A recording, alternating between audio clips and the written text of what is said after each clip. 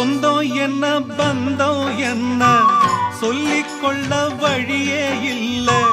சொந்தம் என்ன பந்தம் என்ன சொல்லிக்கொள்ள வழியே இல்ல.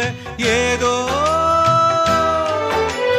உள்ளம் போராடுதே, அதில் விழிகள் நீராடுதே. உயிரில் கலந்த உறவு இன்று ஊமையான பிறகு, உயிரில் கலந்த உறவு இன்று ஊமையான பிறகு.